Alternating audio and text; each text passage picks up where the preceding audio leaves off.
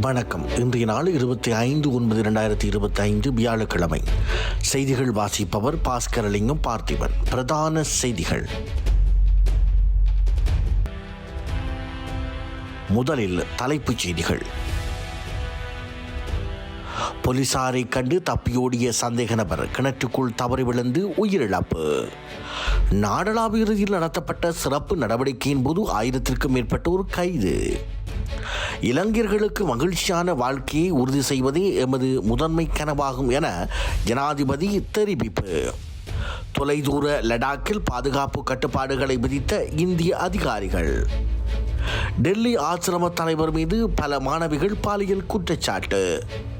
France முன்னாள் ஜனாதிபதி Nicolas Sarkozy குற்றவாளி என நிரூபிப்பு. தொடர்வது விரிவான செய்திகள். முதலில் தாயக செய்திகள்.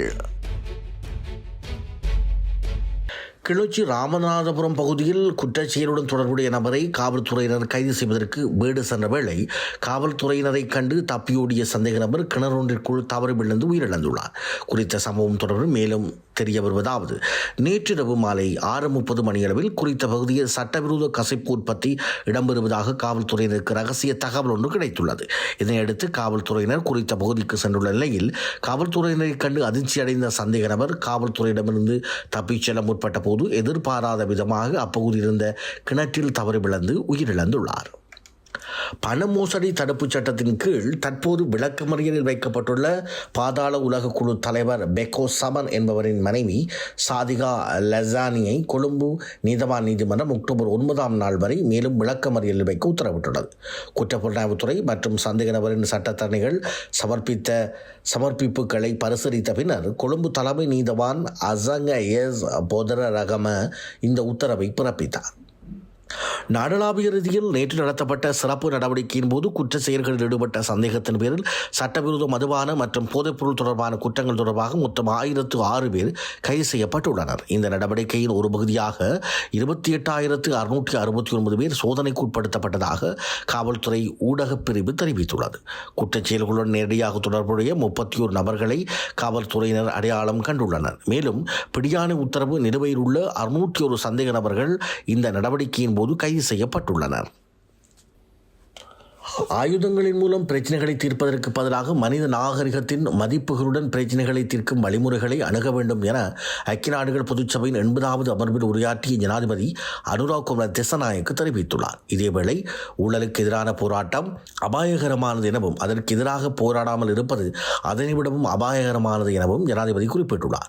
அத்துடன் இளைஞர்களுக்கு மகிழ்ச்சியான மற்றும் வளமான வாழ்க்கை முறையினை உறுதி செய்வதே தமது முதன்மையான கனவாகும் எனவும் ஜனாதிபதி அனுராக் குமார் திசாநாயக்க ஐக்கிய நாடுகள் பொதுச்சபையின் 80வது அமர்வில் சுட்டிக்காட்டியுள்ளார்.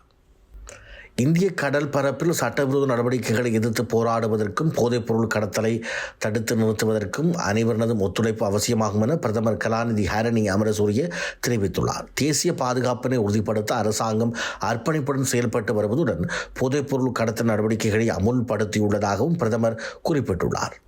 இந்திய கடற்பரப்பில் கடல்சார் நோக்கு என்ற தொனிப்பொருளில் இலங்கை கடற்படையினால் 12வது தடவையாகவும் ஏற்பாடு செய்யப்பட்ட காலி கலந்துரையாடல் 2025 சர்வதேச கடல்சார் மாநாட்டில் உரையாற்றும் போதே பிரதமர் இவ்வாறு தெரிவித்துள்ளார்.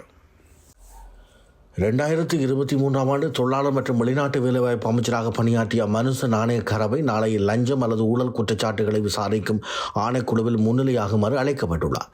இலங்கை வெளிநாட்டு வேலைவாய்ப்பு பணியகத்திற்கும் இஸ்ரேல் அரசிற்கும் இடையிலான விவசாயத்துறை வேலைவாய்ப்பு திட்டத்தின் கீழ் 2023 நவம்பர் 5 அன்று கையெழுத்திடப்பட்ட ஒப்பந்தத்தின்படி இலங்கை தொழிலாளர்களை இஸ்ரேல் நாட்டுக்கு அனுப்பியது தொடர்பாக வாக்குமூலம் பதிவு செய்யப்பட வேண்டியுள்ளதாக முன்னாள் அமைச்சர் மனுச நாணயக்கரவிற்கு லஞ்சம் அல்லது ஊழல் குற்றச்சாட்டுகளை விசாரணைக்கும் ஆணைக்குழு கடிதம் மூலம் அறிவித்துள்ளது. தொடர்வது இந்திய செய்திகள். தொலைதூர லடாக் பிராந்தியத்தில் உள்ள 2 முக்கிய மாவட்டங்களில் இந்திய அதிகாரிகள் வியாழக்கிழமை பாதுகாப்பு கட்டுப்பாடுகளை அமுல்படுத்தினர்.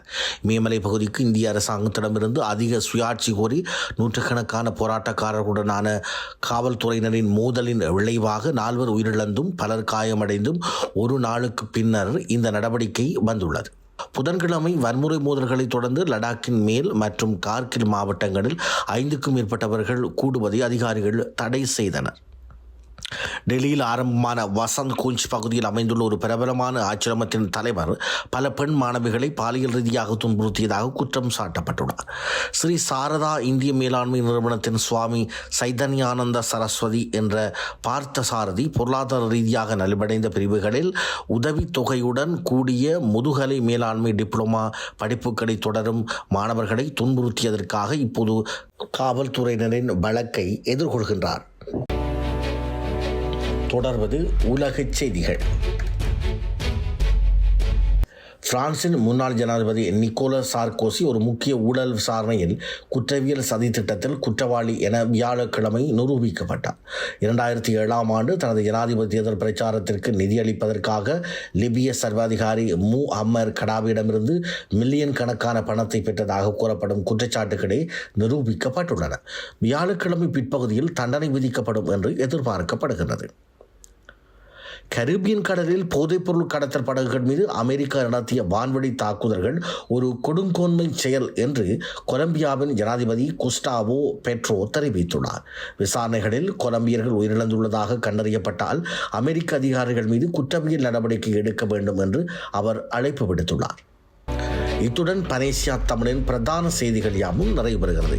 செய்திகளை உடனுக்குடன் தெரிந்து கொள்ள பனேசியா தமிழ் நியூஸ் வலையொலியை சப்ஸ்கிரைப் செய்யுங்கள். நேரலையில் www.panesiatamil.tv என்ற இணையதளம் வாயிலாக தொலைக்காட்சியை பார்வையிடலாம். நன்றி, வணக்கம்.